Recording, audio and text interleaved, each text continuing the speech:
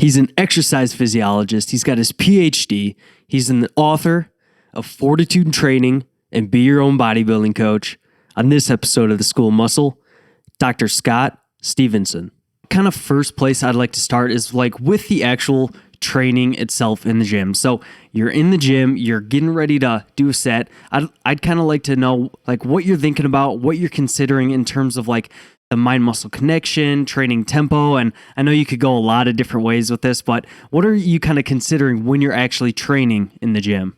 That's entirely going to be context dependent. So if someone, for instance, knows they're using an exercise that hits them really well, let's just say, just to use the kind of quintessential example, they're going to do a back squat.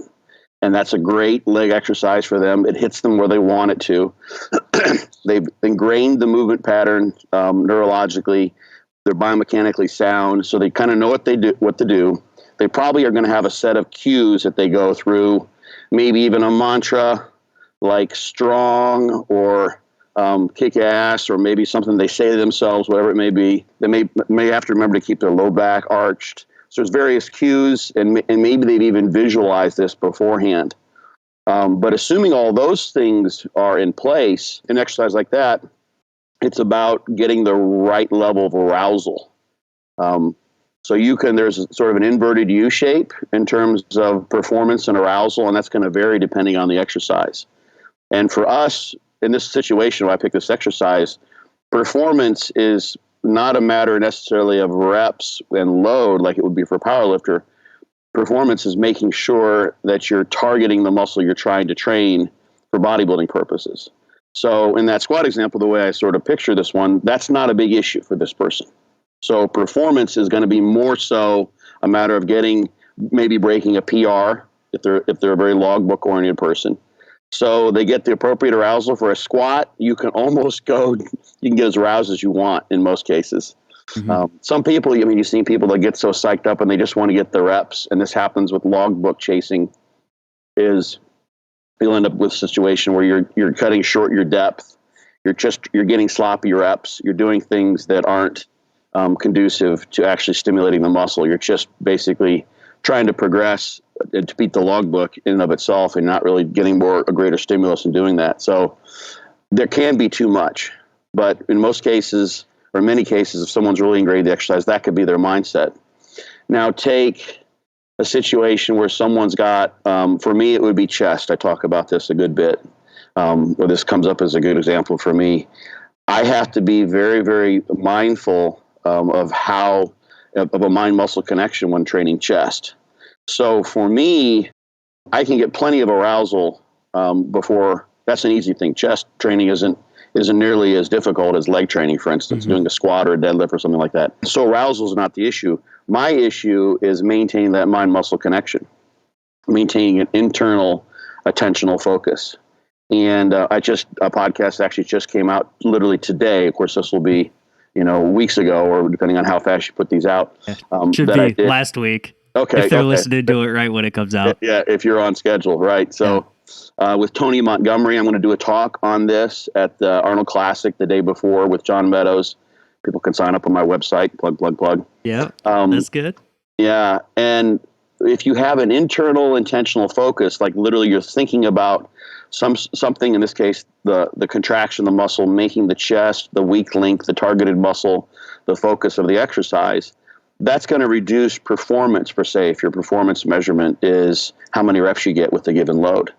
But that's okay. That's what you'd expect. If you've got anterior delts, triceps, and pectoralis major being the main muscles that would move on some sort of a pressing movement, and you're intentionally not activating the triceps and the anterior deltoid, well, that leaves you with less muscle mass to do the exercise. You're not expecting to get as many reps if you're doing those in a way that is focusing more on the pecs and less on those other muscle groups. So that's the tough thing is balancing in your mind with those weak muscle groups that you don't tend to train quite as well. That mind muscle focus, along with being progressive in your training, because to some degree, literally, if you get someone, let's just say something. If you can bench press or incline press 405 for a set of 10, you're going to have a big chest. Yeah. Now, it's possible that someone could be gigantic all over and have really strong triceps. And like, for instance, an example is someone is an IFBB pro, Ken Jackson. You can look up Ken Jackson. I know a bit about him. Great guy. He's worked with John Meadows for years. I think he competed. I don't know if he competed so much this last year, but he is ridiculously like Ronnie Coleman level at his peak, his prime, strong on pressing movements. Like 200-pound dumbbell presses for sets of 10, I think. Just like crazy. But his chest is a weak muscle group. So he's just a great example that sort of people can find him pretty easily. He's someone that John had to do like pre-fatiguing with, had to be very careful because he's got so much strength and power and ability to press, and he's got a nervous system that's really adept at using all the muscle available to him. It will use all the muscle mass in his triceps, the anterior delts, and powerlifters actually, a lot of the pressing for them can come from triceps. They dig their elbows down, and a good bench presser is not doing a bodybuilder style bench press. They're digging down like that. This is asking for a pec tear, for instance, on a flat press in many cases. So they had to work around with him.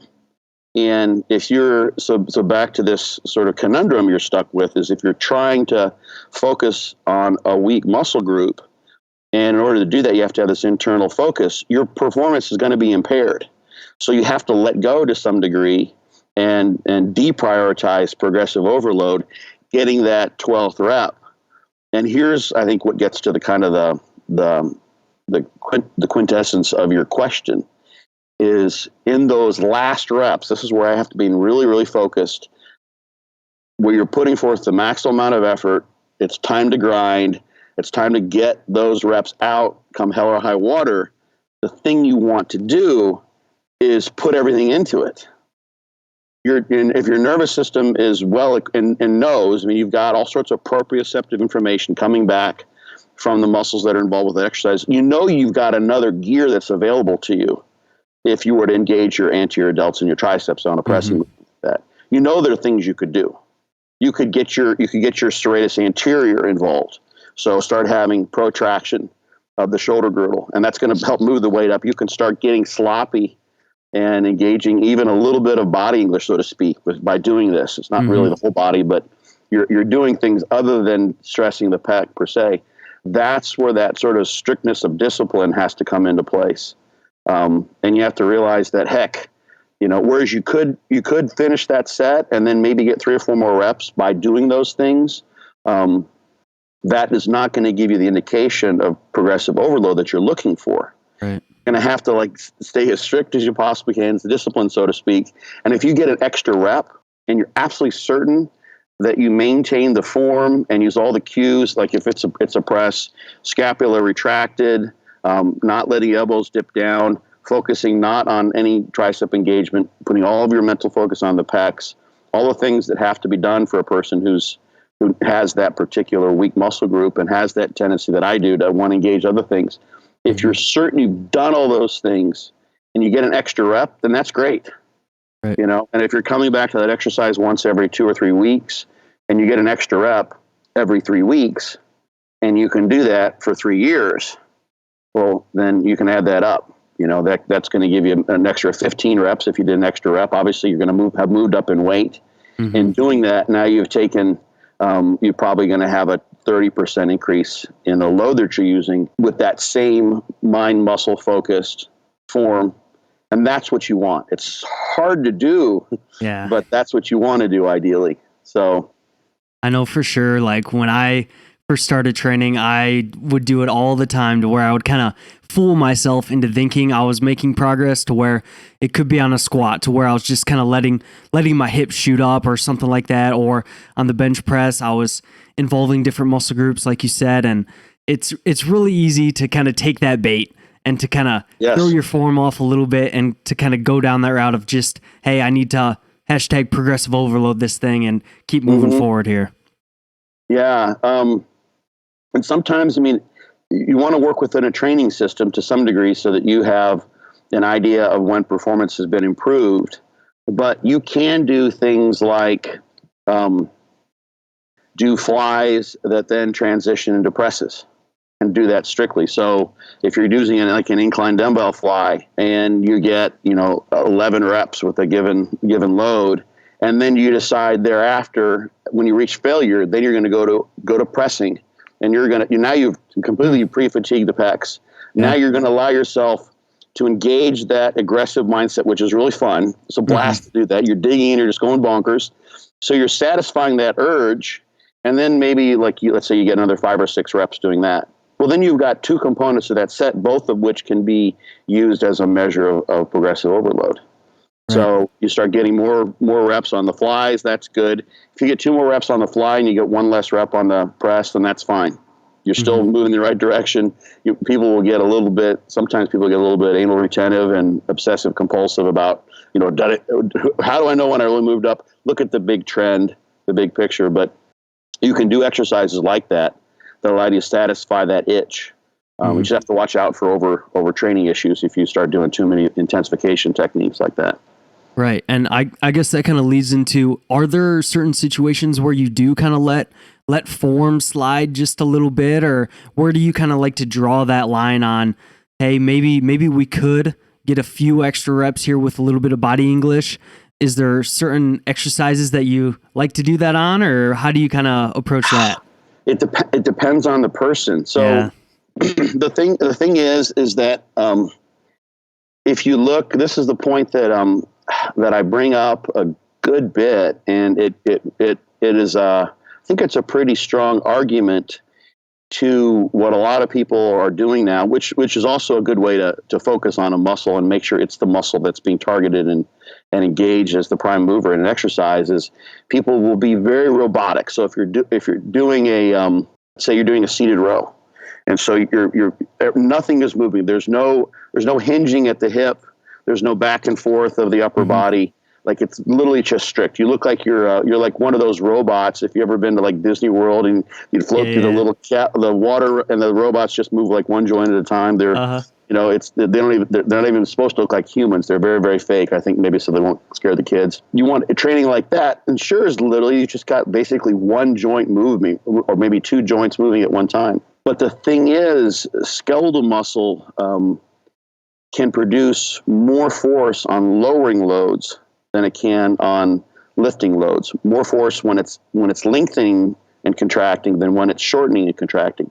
And that's the force-velocity relationship. It's one of the basic parameters describing how skeletal muscle produces force. So you can de facto lift less when you're lifting a weight up. So you're doing a bent over row. This is the one where the form police will come out, and the Nazis will, want to tear into people. Is if you're someone, let's say, who's really gifted, and Ronnie Coleman, of course, he's an example. When I used to watch him train, people would say he's got terrible form, and obviously he broke himself down pretty bad. We know after the fact that that may have been a function of just of the crazy loads he's able to handle, and who knows how much he ignored. I really wonder if Ronnie had. I mean, I know they were seeing chiropractor. I really wonder if some preventative measures wouldn't have helped him out in the long run. But he went out the way he wanted to, I think. So that's what matters for him. But if you're someone who can engage with enough body English, let's say on a bent over row or a T-bar row, to allow the load to be lifted and maximally activated during that shortening contraction, where muscle is intrinsically weaker because it's shortening while contracting. And then you've now brought a heavier load up to the top end of the range of motion before you start to lower it. And now you've got a heavier load that's going to allow you to engage more muscle when lowering, because you're intrinsically stronger when lowering. And you can test this out. For instance, you could take someone's 1 rep. People don't believe this, but this has been done. It's been demonstrated. The research have actually done this with people. You could do it on a knee extension, for instance. You could take someone, you plan to be sore, maybe even pre-treat with some non-steroidal anti-inflammatories, but you could take someone's, like, for instance, a unilateral bilateral knee extension and get a 1 rep max. Let's say it's 200 pounds, the whole stack, something like that. If you lifted that load for them and just asked them to lower it under control, they could easily do 10, probably 20 reps. Right. The force that could be produced during those lowering contractions is actually in an isolated muscle about 40%, as long as the speeds, the lowering contractions fast enough, roughly about 40% above an isometric maximal contraction for that amount of muscle. So when you lower that 1 rep max on a controlled descent, you're still not using all the muscle that's there. There's still some inhibition, because if you activated all that same muscle, the load wouldn't go down. Right. Because that muscle produces more force when it's lowering. So you could do 10, 15, 20 reps that way. And that's one of the things they'll do. I did these things in grad school. You do muscle soreness studies where you find a 1 rep max and you just lift for them. There's a pain in the ass as a researcher because you're doing all this lifting for these people, but they sore as shit. And it's amazing they can lower the loads that much. So take that sort of idea with a knee extension, or in this case, you can't obviously do that too easily with a bent over row, but the load that can be lowered is much greater than the load that can be held isometrically, or the load, of course, that can be lifted. So if someone has a good mind-muscle connection and they're well trained enough and disciplined enough to keep consistent form, and these are some big ifs. For some people, these are just not a chance in hell. They're not going to do it.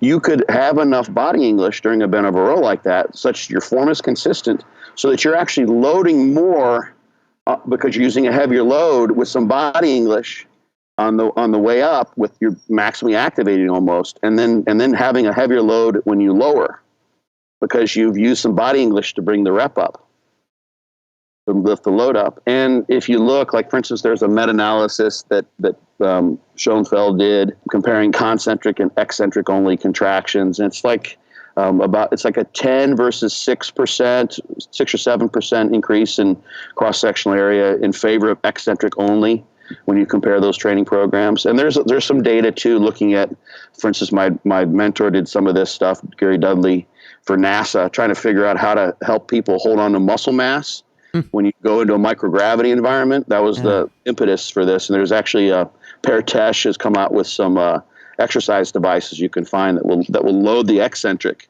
and you can hold on to and muscle as long as you have some eccentric loading. That's the thing that's missing in space. There's no gravity.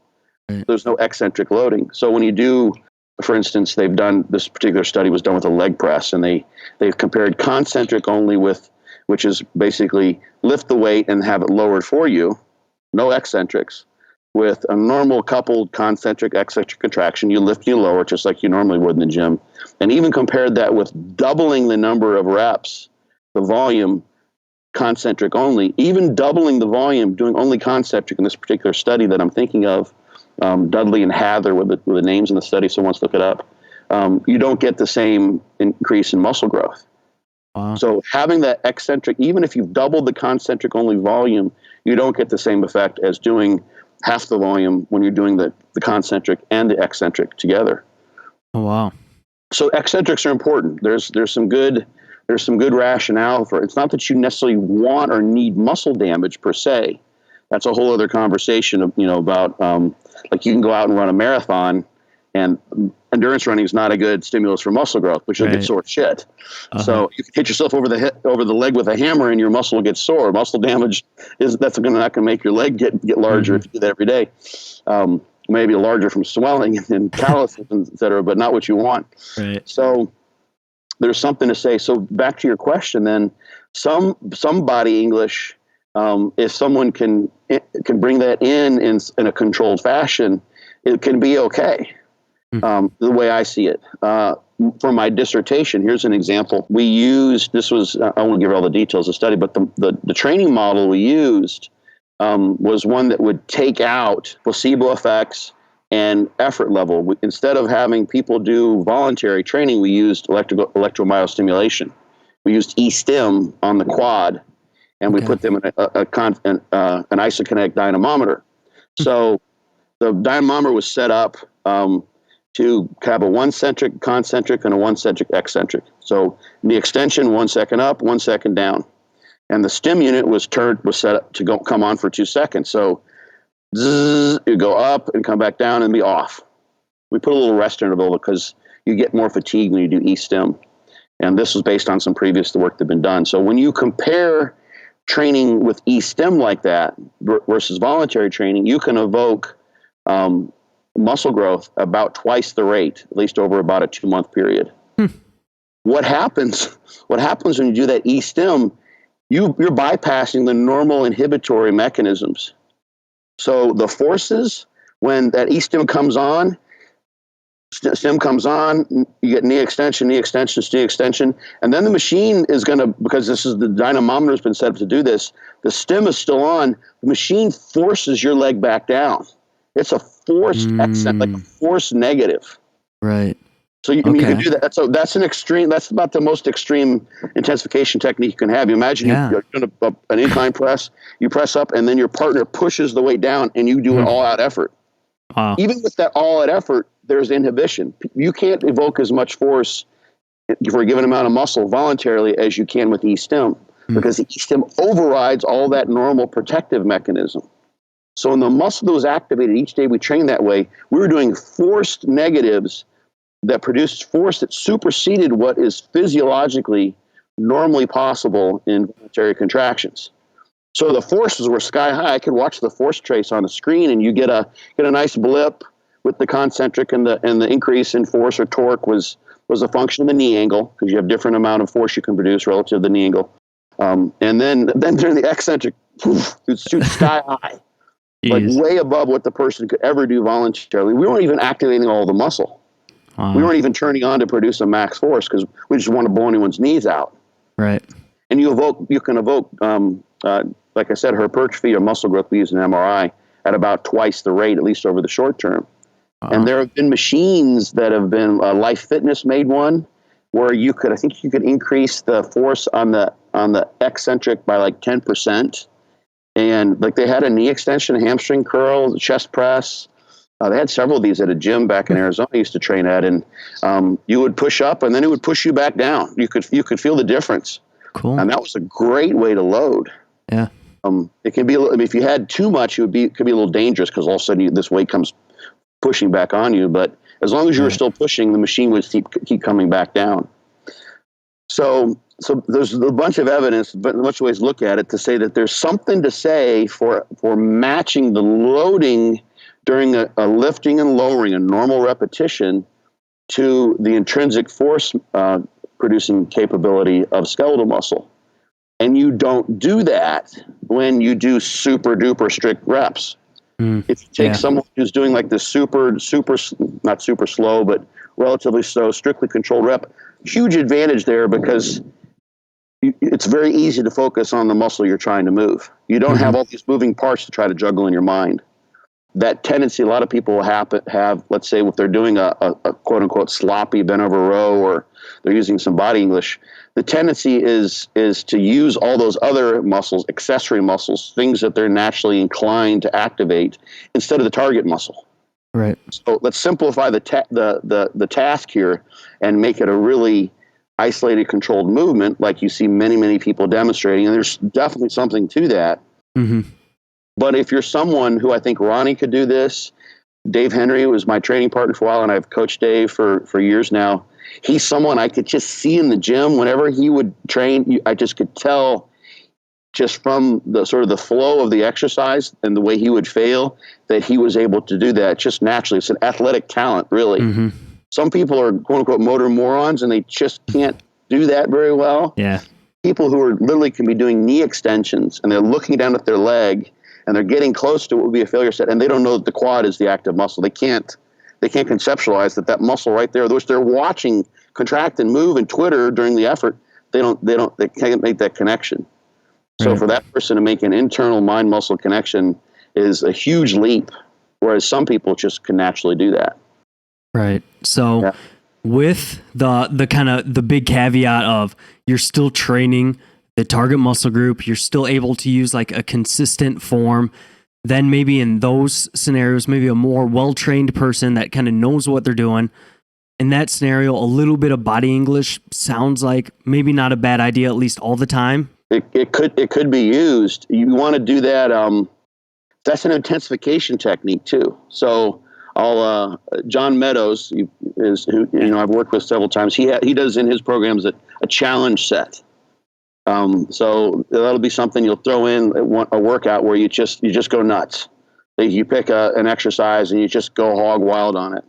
And that's, of course, for fairly advanced people that could do that. So that might be a scenario where, let's say your challenge set is, I'm going to hit reps that are, let's bend over row, that are perfect in form from that form Nazi type of perspective. No body English whatsoever. Now I've pre-fatigued the lats, but now I'm doing a challenge set. And this is part of an overall well-constructed program where you have a challenge set as one component and you're paying attention. So that challenge set is, the confines of that challenge set are go nuts. Like that's it. Like go bonkers, which is fun.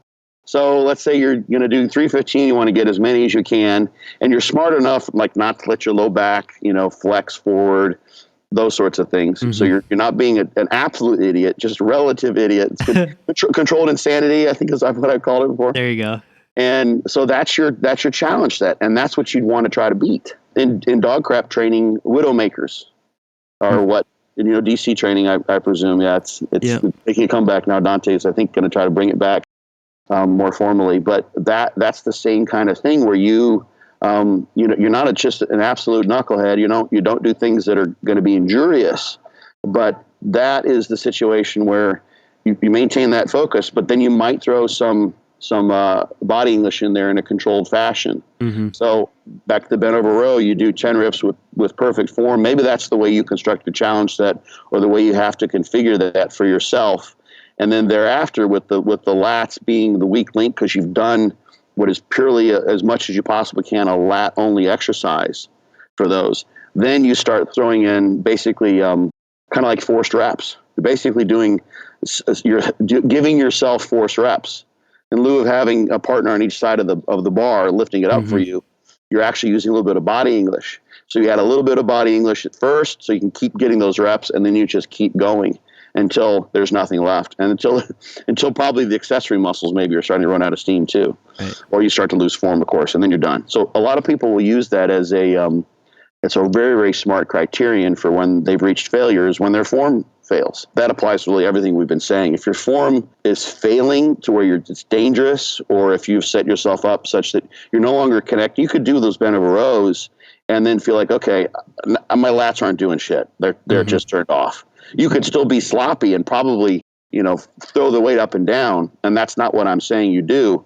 You're using that body English to extend the set, but still know that you're getting maximal activation in the lats. If they're so fatigued, you've lost that connection, well, then your set's done. I really like the kind of the idea of kind of using those challenge sets intelligently in your program, because for one, I think training at the end of the day, it should be something that's fun. And I think that a lot of people have fun doing these types of challenge sets to where they just kind of go all out on something. And yeah, we're not saying to just totally lose all of your form and just risk injury or something like that.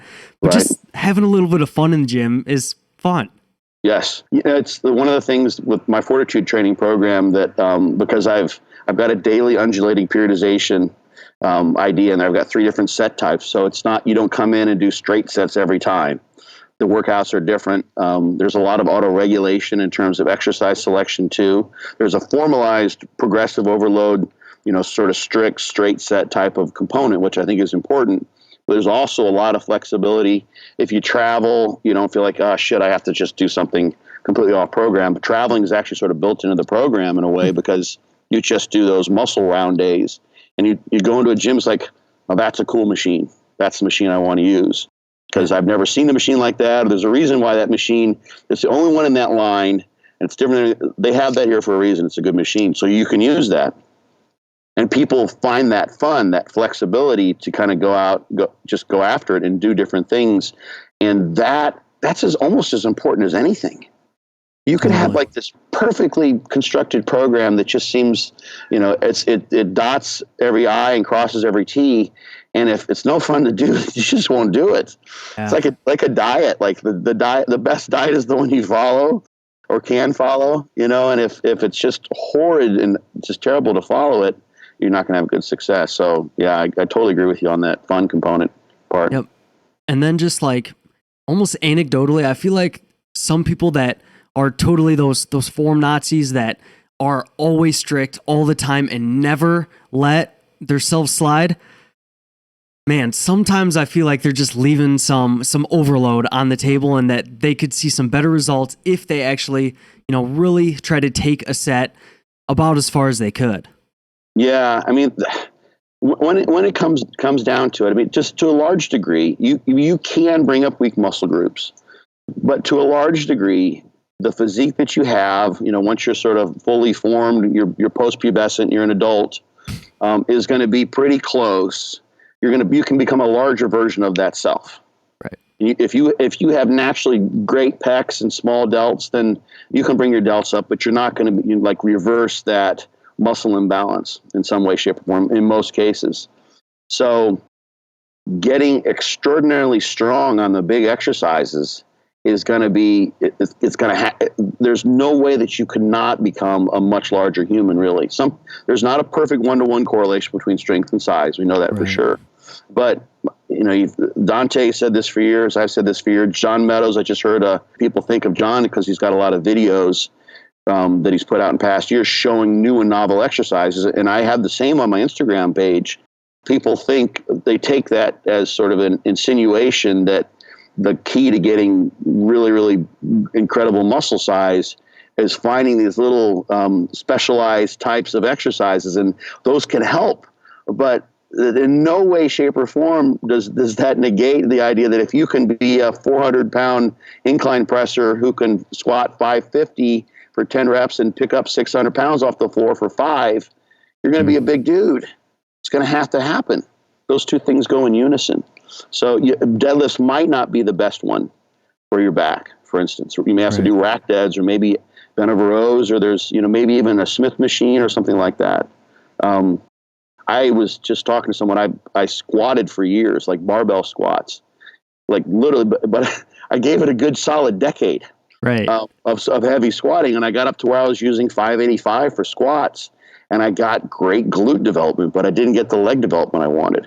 There was just very little way for me. Maybe I could give it another try now. My back probably wouldn't put up with that. This was, back when I was a little bit younger. But I gave that a good go, and I got really, really strong, and I didn't get the leg development I wanted. But I got really, really strong, and I learned what I think you may have been sort of pointing out that can be missing with that mindset of being sort of doing too much microscopy in terms of your exercise selection and training, is that no matter what your mind-muscle connection is, or to what ways in which you're activating the musculature to do, parallel or 90-degree squats with 585 pounds, there's going to have to be a massive amount of effort involved there. Mm-hmm. You've developed a training perspective in getting stronger and recognizing that weight's going to move.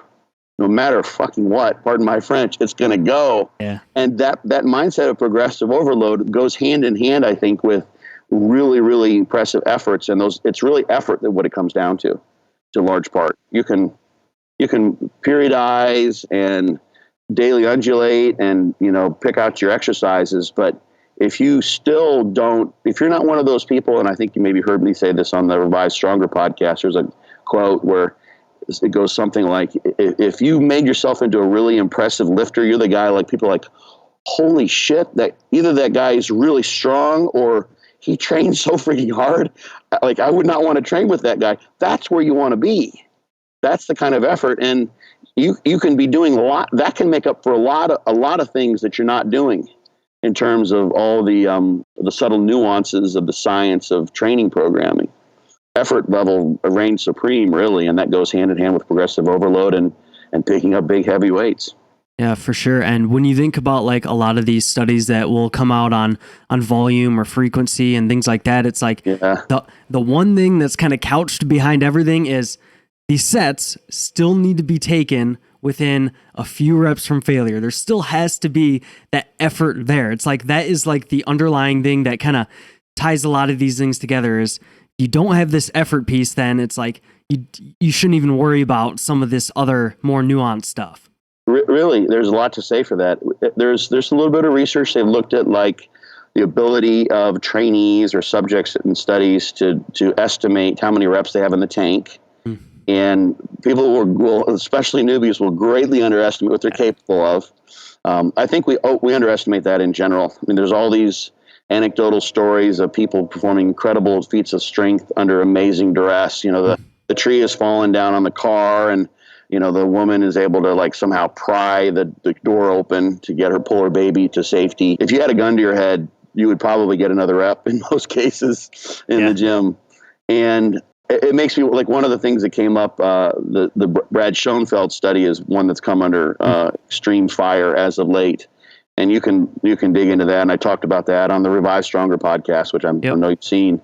And that training protocol that they were doing in the higher volume, the highest volume condition, was something that if those sets were taken to failure by someone who really can put the pedal to the metal, it would have just been absolutely, utterly crushing. It would have been like, it would be a one-time deal. And then, you're hoping you don't end up in the hospital from rhabdomyolysis and renal distress for most people. So yeah, I absolutely agree. It's the effort level that makes the difference in so many ways. There's if you look at like training to failure as far as strength goes, and even some hypertrophy research, it doesn't, in the short term, these studies are not long haul studies, so not big global pictures, like looking almost like an epidemiological type of scenario, which I love to see amongst lifters, asking the question, how important is training to failure for muscle growth? You can get really good gains stopping a few reps shy of failure. The thing that I haven't seen teased out is whether if there's any differences between doing fewer sets and taking more to failure versus doing more sets and never going to failure. Yeah. And the thing and this is an anecdotal, empirical thing. This goes back to our same point. The person who is of the mindset that they want to go to failure, like they're that driven that they want to take those brutal sets to failure. A lot of times, is the person who's also motivated to stick to their diet, to not miss training plans, to not go drinking on the weekends. That all goes hand in hand. Yeah. So the thing is, it's not to say, like, if you take someone, here's where things get a little tough to conceptualize, but if you take someone who doesn't like to train to failure and tell them, now you train to failure, are they going to make better gains? Maybe not. Maybe not. They might not like the program anymore. Right. That might not be fun to them. Yeah. I'll tell you, I don't remember if I told this story on a podcast or not. This was long ago. I just opened my gym in Arizona, and our first trainer there, he wanted to start training with me, and he wanted to. This was before I'd come up with fortitude training even, and so we're going to do DC training. So we started with a lower body day, and we got to the very end. We did our heavy sets. I think we used a Smith machine for squats, and then I did my heavy sets, and I did a Widowmaker. I don't remember the load, but it was a pretty good Widowmaker. The idea of the Widowmaker, of course, is you look like you're going to die. If you were married, your wife would then become a widow, because that set is the last thing you do on this earth as a living person. So he's sitting there, and he's sort of watching me, and he was standing, and so I get done, and I sort of crawl out from the bar, and I'm catching my breath, and I look over at him. I say, Drew, what weight do you want? And he wasn't doing anything. He was just sitting there, and he looked at me, and he said, I don't want to do that. I'm like, what? He's like, no, I don't want to do that. I'm done. That was the last time we trained together. Huh. It was it. He just bailed out, because he was smart enough and humble enough. I'm not going to do that. I don't want to train this way. It's too much. Yeah. So for him, he never would have made any progress if I started to tell him, you have to do your sets to failure. Yeah. So it's not that training to failure is better for everyone. For some people, it's not going to be a very effective way to train, because they just don't like it. Right. But people who are willing to do that are probably also willing to do other things that are going to behoove them in terms of making gains and making progress. So it's a large part, it kind of comes down to, there's a good scientific question there as far as training to failure and what that means in terms of motor unit activation or rate coding, and the extent to which the muscle's being stressed, and whether Does it make a difference in terms of the increment in stress that you get from 2 reps shy of failure versus 2 failure? Does that going to give you enough of an extra stimulus to produce more muscle growth? Maybe, maybe not. You're probably splitting hairs. Mm-hmm. What's more important is whether the person who's a person with a psyche and a mind is going to want to go to the gym and train to failure, like as in DC training. That was the biggest thing with DC training over the years, is that only certain people would want to do that program. Mm-hmm. It doesn't work for people who like to go in the gym and, maybe have conversations, between muscle groups and they enjoy the social aspect of things. DC training is, a very different mindset that only fits with certain types of personalities. So matching the training, just like matching a diet or what have you, to the personality is probably as important as, or more important, which is exactly what you were just saying, than, dotting all the I's and crossing the T's in terms of what science suggests might be better for muscle growth. I really like how you kind of mentioned there that the type of person that's probably going to be doing like DC training and training to failure and doing that is probably also the type of person that's going to be eating a high protein diet and really trying to kind of maximize their recovery and doing all these other little things as well along with their training to kind of maximize their results. Whereas you might get someone else that, I don't really want to train to failure a whole lot. They might also be the person that is like, I kind of want to just do the minimum effective dose in other areas as well. So which isn't necessarily a bad thing depending on someone's goals. So you kind of just have to play it to the person's psyche, personality, and really individualize the program. Right. Yeah. I mean, you said minimum effective dose, minimum effective volume. That makes me think of, Mike Israetel's idea. But for some people, that MEV might be the only effective dose because it's the only one they're going to do. Right. That's the most they're going to take on. Yep. So yeah, there's an absolute truth to that, I think, when it comes to what actually can be used for the long haul, and what matters is what you like to do and what you'll keep doing. Yeah, for sure. And another kind of training related thing is, I know John Meadows is kind of a fan of doing some of this in his training, and that's kind of getting a little bit of a weighted stretch on certain exercises. And, some people will say that, hey, there's some research to support that a weighted stretch could be beneficial for hypertrophy, where other people are like, probably doesn't matter a whole lot. So where do you kind of stand on specifically taking exercises that give you a nice weighted stretch under load? Or do you mean like actually doing an extreme stretch, like DC training, like after you train a muscle group, or are you talking about doing exercises that work the muscle through a full range of motion? So probably more so the extreme stretch. Like I think that the full range of motion thing is probably something that a lot of people are like, yeah, it's probably a pretty good idea to do a full range of motion. But then I think, actively like pursuing that deep extreme stretch is something that maybe people aren't doing as much. So where do you kind of fall on that side of things? Yeah, so the stretching has an interesting history. There's, as far as I know, the first person to kind of bring that to bodybuilding was John Perillo. And he was in favor of people doing stretching between sets, like throughout a workout. And that is something that can create a metabolic stress. If you're stretching hard and you're also contracting too, like that's what probably most people will do during a hard stretch. There's going to be some muscle contraction. You're doing isometric exercise. And there's some literature, I cite this in my fortitude training book, where they did like 60 or 90 second isometric contractions, and that can produce muscle growth. There's a little bit of research too. I'll do a shout out to Chris Barakat at University of Tampa. He just posted something. You know Chris? Yep, I had him on the podcast a while back here. So awesome guy. I love Chris to death. Hey, Chris. So he's doing a follow-up on a study they did. They did it with beginners or untrained, and now he's doing one with trained folks where they're looking at interset stretching to see to what extent that will and could increase muscle growth. So the research with beginners found there was an increase in muscle size. I've got that actually in fortitude training.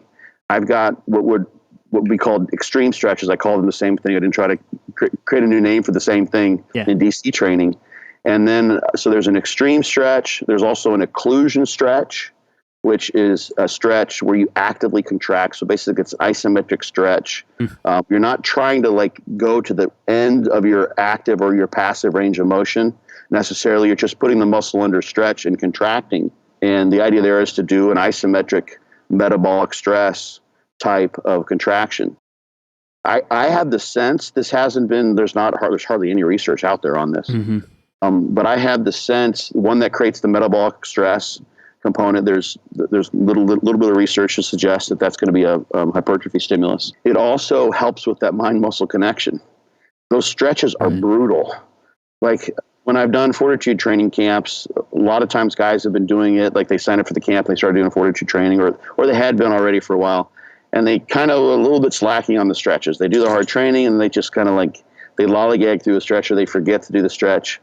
And I put them through an occlusion stretch, like a quad stretch, where they put their foot on like the pad that holds your thighs down on a lat pull down, put the top of their foot on that, and then put their knee into flexion and their hip into extension and drive their pelvis forward and really stretch out the quad and the rectus femoris, and then contract in a muscle that's just been pumped up because you've just trained it. Hurts like shit. It hurts. It's really, really painful. So that's one that I think there's definitely some metabolic stress there that can happen. And for instance, in that particular stretch, you feel that in the rectus femoris more so than a lot of people will doing other exercises. I think this is something I saw in DC training, that for instance is an example where you can actually get better separation in your quad, not because there's some sort of magical thing going on with, the way the epimysium of the muscle kind of flows together, but because you're getting a specific stimulus that really activates the rectus femoris. And if you have your vastus medialis on one side, lateralis on the other side, the rectus femoris in the middle, if that rectus femoris is now larger, you've got a larger muscle, and the contours between those two muscles on either side of it is now more visible. So like that's why I think like the stretching might have that reputation of increasing muscle separation. Is because you could just maybe get more muscle mass from doing that. Yeah. If you're stretching a muscle that you have a hard time activating, now you've got basically talk about eliminating other things to focus on during a motor task. If you're doing like a pec stretch, let's say you have a hard time with your pecs activating during pressing or other chest movements. Now you can go into that stretch and contract the pec and feel out from top to bottom, from the clavicular down to the costal portions of your pec, any area of the pec that you might not have activated during that exercise session, the training session, and focus on those, contract those. Want to get a stimulus there, because if you didn't get much lower pec that day, you can actually set the stretch up so that you're stimulating the lower pec, because you're stretching and contracting it under that stretch. You're getting metabolic stress there, and you're also learning through biofeedback of the pain that you're producing in the muscle, how to activate that muscle mass. So I think that's something that can then carry over into your training thereafter. A lot of people don't stretch. And this whole stretching thing, as far as its effect on reducing injury risk, I don't think it's going to hurt. None of these stretches are done before you train. If you do excessive stretching or ballistic stretching, that sort of thing, you can damper the myostatic reflex, the stretch reflex, and reduce performance in the gym. Whether that matters from a bodybuilding perspective, I don't know. You know, it may not be the biggest deal if you get fewer reps. You've stretched and you're able to now have a better mind-muscle connection on a squat or what have you. But I do these at the end of the training session. I wouldn't put the stretching as a stimulus that is more important than the actual weight training. So I wouldn't do that first, and then maybe, reduce your ability to train hard when you're actually lifting the weights. So I always kind of put it at the end. But I think there's something to say for that. So I've got the extreme stretch, which is under load.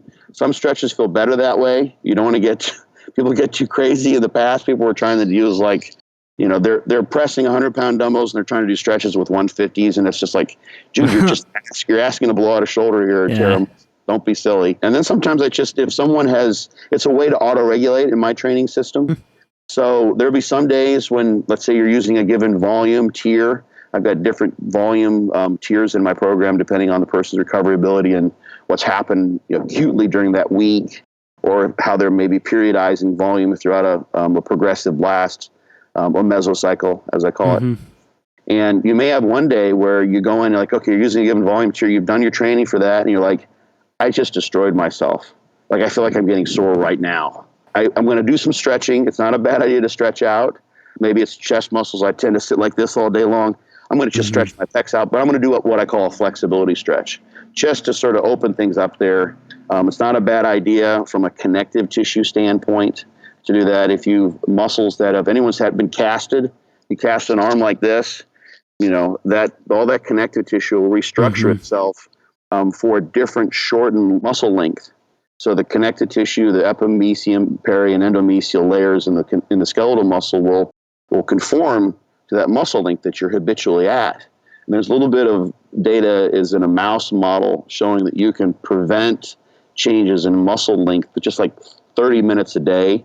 This is a particular mouse model where they casted the plantar flexors in a shortened plantar flexed position, and then like 30, they have to knock out the mouse, undo the cast, and then just do some passive range of motion, and then cast them again on a daily basis, and that printed the changes in muscle length that happen. So it doesn't take much to keep a muscle, the connective tissue of a muscle, from shortening. But if you're always like this, not a good thing. So some stretching is not a bad idea during the day, I think. So having a flexibility stretch in there just to maintain flexibility makes sense. So those are the three kinds that I like to use, and it's all regulated. Some days, I'm going to just do 20 seconds of stretching because I got to get the heck out of here and eat and rest. Yeah. And other days, like, I got more in the tank.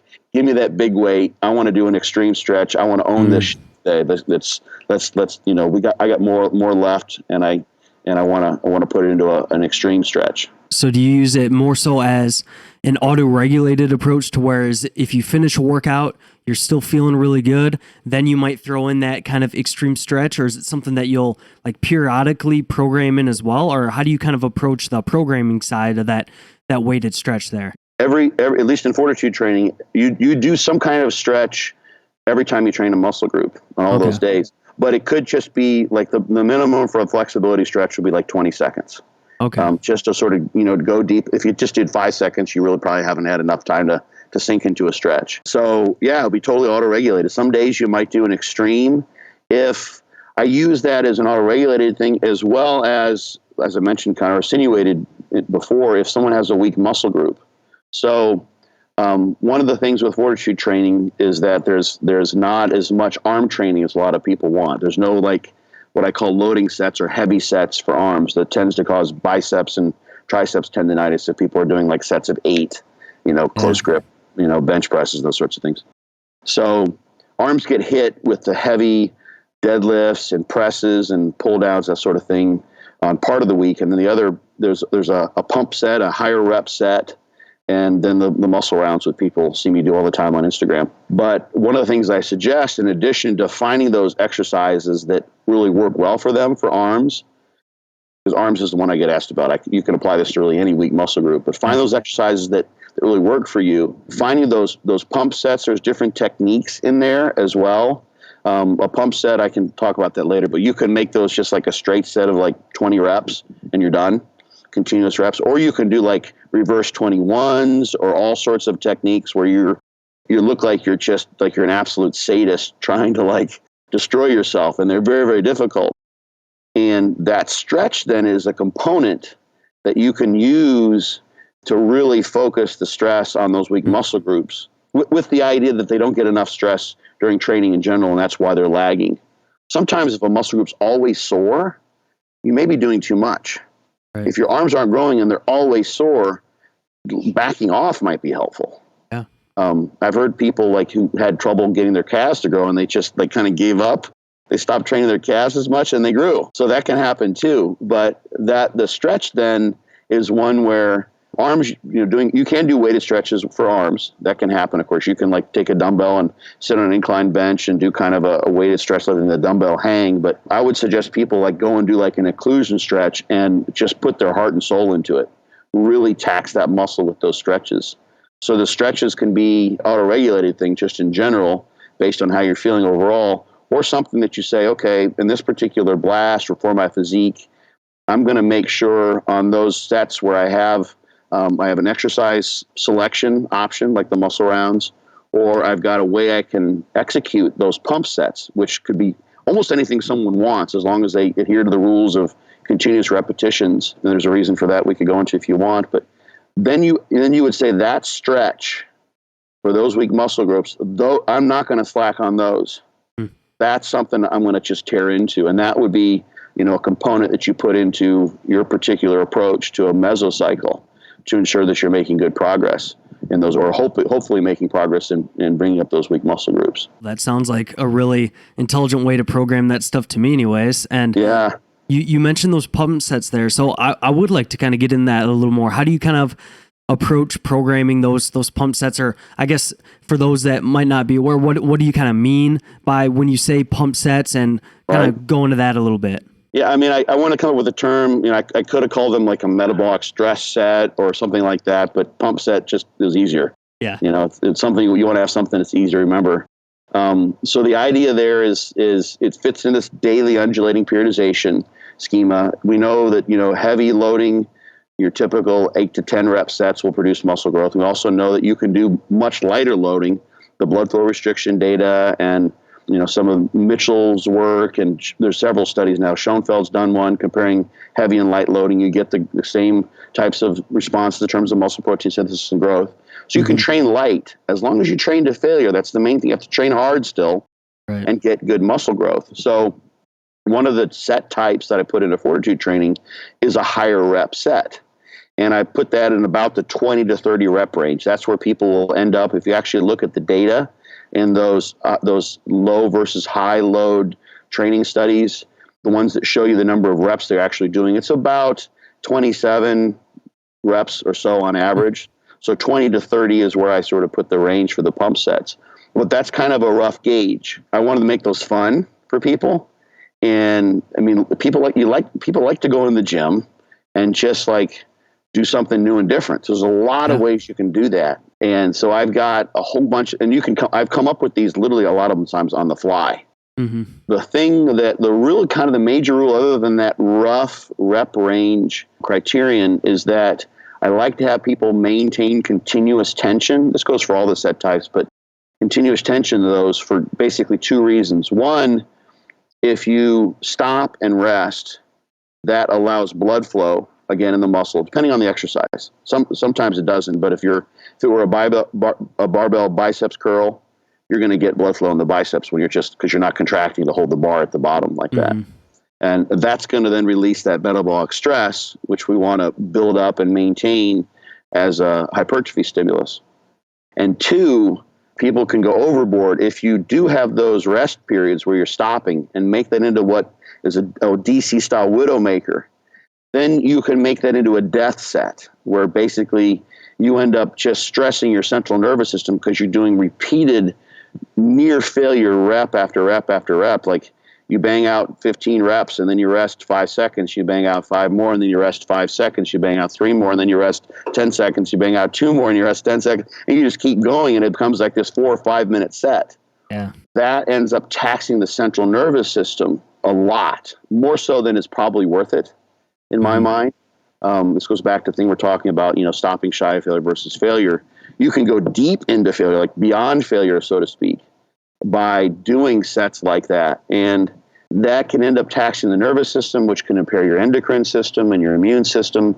And you end up taxing those systems, which are really kind of the weak link. This is a whole other podcast, basically, to get into this. But there's some good evidence that the skeletal muscle can adapt to a larger extent than what we can produce with resistance training. Some of the animal models show this, and the rate of adaptation is really tremendous. So in and of itself, skeletal muscle has a tremendous adaptive capacity or tremendous plasticity. And like the easiest one is it's called a compensatory overload, where they'll cut like the soleus and watch the gastroc and plantaris muscles grow in rodents. So just walk around, they regain normal locomotion after a couple of days, and they walk around in their cages, and you can get 30-50% increase in muscle size in a matter of a month or two. Just tremendous muscle growth, and they're just walking around on that. That's a compensatory hypertrophic adaptation. But that's an all-day stimulus. These animals are walking around. You can't go in the gym and bench press all day long. Unfortunately. I know. Some guys do, You couldn't do train the whole body like that. Yeah. And the limitation there probably is not the skeletal muscle so much, but your nervous system would just be destroyed by that. It's just the intensity of the work goes even beyond what most people would do, even if they're doing like heavy labor and construction. Mm-hmm. Even someone like working a sledgehammer or something like that, like the effort could be high, but they're not banging out like max effort all day long. So the skeletal muscle has this tremendous adaptive capacity, but you have to like coddle the central nervous system a little bit and the other associated systems. So that's one of the ideas that I have throughout fortitude training, is to have the reps continuous. So, and this is kind of thinking of myself in mind and people that like to train like me. It's fun to like go and see what you're capable of, and you want to tend to do that, and that just it produces so much stress on the central nervous system that you end up ending mesocycles and needing to deload. So by progressive blast and intensive cruise and fortitude training, you end up having to cut things short because you've just whacked your central nervous system through that crazy training too much. So this is a way to put a governor on that behavior. And it was hard for me to do when I first started doing it. Like, you'll see, like, you start to get close to, and I've done years of widowmakers where you develop a cognitive strategy. Like, okay, I'm getting close to failure. If I want to extend the set and get as many reps as possible, I need to stop now and recover. So I can get 2 more and then stop. Don't go right to that failure up, because then I'll never recover, no matter how long I wait. Then I'm just too close. I won't get another one. But if I keep like just ticking away and I make it into a 5-rep set, then I'm going to get 23 versus 21 reps. That's a very different mindset than I'm going to keep this weight moving continuously and not rest, maintain the metabolic stress, and just basically sort of watch myself run the set into the ground until I can no longer get good reps, or I can't even do partials anymore. That's what a pump set ends up being, is either continuous full range of motion reps. Some people like to do them that way, but a lot of things I'll do is maintain a longer set, extend the set out by doing partials. So one of my favorite ones, I've got this on Instagram and on YouTube too, is called 5s into the hole. So you do 5 full repetitions, then 5 partials in the range of motion where where you feel the muscle the best, and then you do 4 reps, then 5 partials, 3 reps and 5 partials, reps, and etc. So it can be quite a long set. Yeah. And you're practicing that mind muscle connection. You're hitting the muscle where you feel it best in that range of motion for that exercise. There's a loading versus strength curve for every exercise, so you're finding that sweet spot for that exercise. If curls, it might be when you've got the most elbow flexion. On a knee extension, it might be where you've got the knees fully extended. So it can depend on the exercise and where you feel it the best. And then you're increasing. It's not much to say really for time under tension. It's the quality, not just the time, but you're increasing with good high quality tension and high quality metabolic stress the time that the set takes, and you're extending that set out. But you're not putting the weight down. You're not resting. So that set will come to an end eventually. So that's one. So that 5s in the hole is one way to do it. Reverse 21s is another one. You could just do 15 reps and decide to do 5 partials at the top, and then say, I think I can get 5 partials here, and then I've got no more full reps. That was your pump set. And that ones, you can, if people like to mark those, and like if they're really progressive overload oriented, they can say I did 5s in the hole and I used 100 pounds and I got to where I got 2 reps and then 5 partials. I couldn't get a single, and they might try to progress there. But I try to make those as fun as possible. Those are for people just to kind of go for it and really focus on taxing the muscle, focusing on the muscle, developing the mind muscle connection, creating metabolic stress, and just having fun and getting a good pump in the gym. Yeah, those sound really fun. Definitely going to try out those 5s in the hole for sure. 5s into the hole, yeah. People love those. But you have to be careful with those. See, that's the thing. Like with the weak muscle growth, those are much more taxing than just doing a straight set of 15 or 20, where the reps are continuous. So, like a lot of times, depending on the volume tier that I'm using with fortitude training or someone's using, you might do 2 pump sets on a day for a given muscle group. If you did like 2 pump sets, both of which were 5s into the hole, and compared that with doing 2 sets where you got 17 to 20 reps, there's a world of difference there. For sure. So within a volume tier where the number of pump sets prescribed is the same, how you execute those, how you choose to auto-regulate the way in which you do a pump set can tremendously vary the stress that you impose on the muscle. So there's some flexibility. It looks really strict on paper, but for someone who really wants to go for it, it can be really demanding, even at the lower volume tiers, depending on how they choose to do the pump sets, for instance. Yeah. So would you like leave up some flexibility to where, hey, if they're feeling maybe not the best, maybe then they just do that straight set of 20 to 30 somewhere in there. And then maybe if they're feeling really good, then they might do something like 5s in the hole or something like that. Yes, that's exactly how you do it. I got to run inside. Got to leave the sunny weather. Hopefully I'm not beating into someone who's freezing somewhere. I'm running out of battery power. Yeah, absolutely. That's the idea. Cool. Is that you would auto regulate that. But of course, like I said, if you want to, here's the thing when it comes to bringing up weak muscle groups too, is in other programs you might, for instance, say, my back and legs are strong. I need to bring my chest, shoulders, and triceps up. But you only have a certain limited amount of recovery. So you can maintain muscle much more easily than you can grow new muscle, so to speak. Right. So you might, one strategy might be to do 2/3 of the regular volume you do for those muscle groups that are already strong. You're not going to lose that size. Mm-hmm. As long as you're maintaining your strength, your performance in the gym, you're good to go. Those are muscles that are probably going to stay really well for you because they grew really well. Those are kind of your gifts, so to speak. So then you would shift your training load, given your limited overall recovery resources, towards those muscles you're trying to bring up. And I've covered this in my Be Your Own Bodybuilding Coach, some ways to kind of do this, where you would shift the training volume and focus to those weak muscle groups, and maybe make sure you have a day of recovery before and afterwards, so you're fresh for that workout and you've got plenty of recovery time afterwards. So in the context of fortitude training, you might, and thinking now specifically of those pump sets, you might say, okay, legs are a strong point. I don't need any more leg size. I'm going to just do straight sets for legs. I'm not going to go bonkers. I like training legs that way, but I'm not going to do that. I'm going to leave a little bit, so to speak. Still do those sets to failure until you can't continue the pump set. You basically, aren't able to perform partials or full repetitions. So it still is kind of a failure set, but I'm not going to do any of the crazy techniques for those pump sets for the strong muscle groups. I'm going to make sure I do all the crazy stuff for the weak muscle groups. Mm-hmm.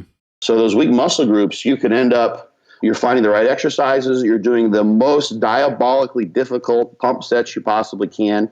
And whenever you train those, you're doing max duration and max effort occlusion stretches or even extreme stretches, depending on what works best for the muscle group and for the person. So yeah, it is an auto-regulated thing, but you can also plan that given how you want to do things. I'll be coming out with more of these hopefully sometime soon. It's on my long list of things to do, but I've got one daily trainer. People had asked me to come up with basically sort of cookie cutter style fortitude training programs. And so I've got one where I did that. It's focused on calves and chest and arms, I think. And so you can actually take all the principles I have in the fortitude training book and reconstruct things to a certain degree by changing exercise order, changing actually the volume. All that I've been talking about doesn't really involve any strict changes of volume. That's a really important point here. Yeah. People say, okay, I'm just going to do 50 sets for my arm or something like that. That can work if you've been under training them, but chances are if they're weak, most people haven't been under training the weak muscle groups. Right. Unless they know I hate training back. It sucks, and that's why I don't like to train it. That's why it sucks. So more training might be the answer, but a lot of times it's the quality of the training, the mind-muscle connection, the type of exercises they're choosing. I mean, maybe they think I have to do deadlifts, and deadlifts they just hit their glutes and their hamstrings, and they never get much back activation. Yeah. So it's finding those things that make the quality of the training better for the individual. The story that popped in my head earlier, and I told someone this not too long ago, I had a couple, actually a father-son team that I personal trained years ago. And the father was the owner of a construction company. So he'd worked construction his entire life. He was in his 60s, I think. And he was just trying to stay active, and his son wanted to bodybuild. So he kind of came in, and I was having them do dumbbell concentration curls. And that wasn't even something I was planning on doing necessarily, but we ended up doing that because I could see that the father was continuously wanting to engage all sorts of as much muscle as possible. He'd been used to doing it. That's how he survived, working construction projects for so many years, is he distributed the stress of whatever he had to do across as much muscle mass possible. So he didn't end up with overuse injuries and what have you. He survived that because his nervous system learned to do that. I couldn't get him to do a concentration curl without throwing his shoulder into it each time. I was literally holding his shoulder with my hand saying, keep your shoulders in space in the same spot. Don't do this part. I just want to see pure movement at your elbow, nothing else. He couldn't do it. I couldn't get him to stop doing that. He was so hardwired into his brain. So when people are trying to train to bring up weak muscle groups, they probably got all sorts of things going on with exercises that don't work, that are turning on muscles that are the ones that are strong, the ones that they're maybe even a lot of times it can be a biomechanical thing that's going on.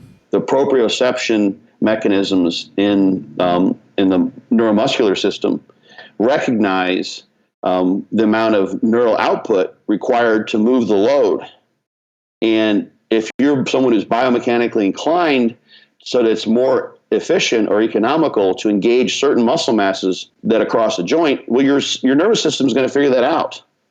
If your delts are gigantic and your triceps are huge and your pecs are weak, and those muscles have, for whatever reason, a very muscle endurance oriented fiber type, so their attachment points, the biomechanics that are unique to you in terms of your skeletal system, are all set up to make those a much more advantageous set of prime movers for presses. Well, guess what your nervous system does? It's smart. It makes it as easy as possible. That's a good adaptive strategy. Bodybuilding is about making things as hard as possible and trying to work around what your nervous system. It's really all about an unnatural act of producing muscular calluses over our body. Yeah. So we create something that nature wouldn't have otherwise intended for us, unless you're gifted in that way. A lot of people that are best bodybuilders are just gifted. They're going to put on muscle mass because they've got some genetic proclivities for that. Right. So really pointing out the importance of, if you think you have a weak muscle group, it's probably best to look at the quality of your volume and your training kind of before just maybe adding more, unless it's in that scenario to where you're like, okay, I know I just don't train this muscle group a lot because I don't like training it. Yeah, you'll probably a lot of times just be adding junk volume. You're just you may be actually even just reinforcing poor motor patterns. Yeah. If you keep doing more bent over barbell rows and those never really worked well for taxing your back, then you're just practicing poor form on bent over rows. Yeah. So you keep doing what you've been doing, you'll keep getting what you've been getting. You may need to just do something different. Focus on the quality, like you said. Cool. Well, I think that's all the time we got today. Where can people find you online and find all your stuff? I really am. I normally I'd say fortitudetraining.net, but BYOBBcoach.com. Be your own bodybuilding coach. Actually, you can spell the whole thing out. That'll take people there. That's my new book that people are liking so far. I'm just kind of happy about it. So, or just drscottstevenson.com. It all goes to the same place. Great. Well, thank you so much for coming on today. I really do appreciate it, Scott. This was awesome, man. Yeah. Good questions. This was obviously, hopefully you could tell I had fun. So yeah, for sure. It's a good time. Cool. All right, brother. Thank you. Thank you so much for checking this out. Make sure to go check out Scott's stuff. Check out my stuff if you're interested in coaching or anything like that at ryanjsolomon.com. Screenshot this, put it on your story. It really does help me out, and I will see you in that next one.